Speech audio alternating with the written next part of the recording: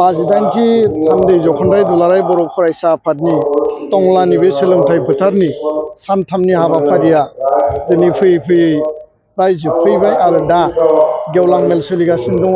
आरो बे गेवलां मेलाव जोंनि गाहाय आलासि महरै आसामनि आरो बर'फोरनि सासे आगोमा गेदेमा सुबुं आगुनि मेघालयनि बारग' रायजो बेंगिरि राज्यपाल आरो मोनसे समनि NSGनि आरो BSFनि डाइरेक्टर जेनेरेल रन्जित शेखर मुसाहारि सार बिथाङा दंफैयो। आरो बे गेवलां मेलखौ बेखेवनानै होलांबाय आगुनि एबसुनि आफादगिरि आरो आसामनि आथिखालनि मन्त्रि केबिनेट मन्त्रि उरखाव गोरा ब्रह्म बिथाङा। आरो जिहेतु जों गिबि मन्त्रि बिथांखौ हांख्रायदोंमोन, बिथाङा बेस्थ'तानि थाखाय सफैनो हायाखिसै। आसामनि केबिनेट मन्त्रि सिनियर मस्ट रन्जित दास बिथाङा गिबि मन्त्रिनि जानानै बाहागो लाफैदों। दिल्लीनिफ्राय प्रफेसर रमेश भरद्वाज सासे इमिनेन्ट गान्धीयान आरो सासे आगुनि भाइस चेन्सेलर बिथाङा बाहागो लाफैदों। गोबां जोंनि माहारियारि गौथुमनि आफादनि बर' थुनलाइ आफाद, हारिमु आफाद, UBPO गोबां गेदेमा सुबुं बिथांमोना बाहागो लाफैदों। थारैनो बे सानथामनि हाबाफारिया मोजाङैनो गाजा गोमजा जाफुंबाय। रायजो राजाखौ धन्यबाद होदों, बानजाय आफादखौ धन्यबाद होदों, दुलाराय बर' फरायसा आफादनि थान्दै नोजोरबोआरि जोंनि जिल्ला आनसलिक unit, state committee, university college कमिटिखौ आं धन्यबाद होदों। आरो दिनै फुंबिलिनि जोंनि जि डेलिगेट सिटिंमोन, रेजलिउसन जों एडप्ट खालामदों। गिबि खोथाया जाहैबाय जे दुलाराय बर' फरायसा आफादा बर' गोजोन गोरोबथा 2020खौ 100% मावफुंनांगौनि थाखाय भारत सरकार, आसाम सरकारखौ जोङो दिनै गोख्रोङै खावलायदों।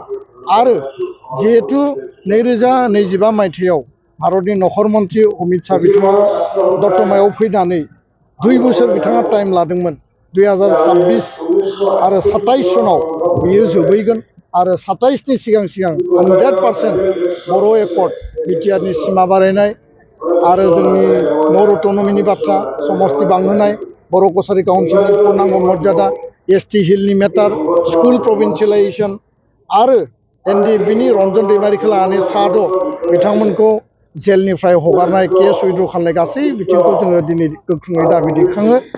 सोलोंथाइनि बिथिङाव मोनफ्रोमबो गामि आरो सुबायाव बिमा, जोंनि आइ आरो जोंनि फरायसा माने बे गासैखौबो स्टुडेन्टफोरखौ लानानै, बिमा बिफाफोरखौ लानानै जोङो मोनसे एवारनेस मिटिं खालामगोन। आरो स्कुल प्रभिन्सियेलाइजेसन, टिचार एपइन्टमेन्ट, आथिखालाव स्कुल मार्जारनि नटिफिकेसन थांबाय थादों, बेखौ माबायदि जोङो स्कुलखौ फोथांनानै लाखिनो हायो, बेनि थाखाय दुलाराय बर' फरायसा आफादा खामानि मावगोन। ड्राग्स, जौ जुवा जे समाज बेरेखा हाबाफारि, बेखौ गोख्रोङै जोङो माने होबथानो थाखाय दुलाराय बर' फरायसा आफादा हाबा मावगोन। ट्राइबेल बेलेग ब्लकनिफ्राय लानानै बर' आरो ट्राइबेलनि हा हुखौ रैखाथि होनांगौनि थाखाय जोङो जाहाथे खुनु कारनाव माने जोंनि ओनसोलाव जायफोरा बनाफाइड सिटिजेन नङा, जायफोरा भारतीय नागरिक नङा, बिथांमोना जाहाथे हानि अधिकारखौ मोना। जेनुइन इन्डियान सिटिजेन आरो बनाफाइड सिटिजेनासो जाहाथे मोनो। आरो बेलेन्ड ब्लकआव जायफोर प्रटेक्टेड क्लास बिसोरल' मोनगोन, नन प्रटेक्टेड क्लासा मालाबाबो मोना। फरेस्ट राइट एक्टआव हा मोननांगौनि गासै बिथांखौ लानानै दुलाराय बर' फरायसा आफादा हाबा मावगोन।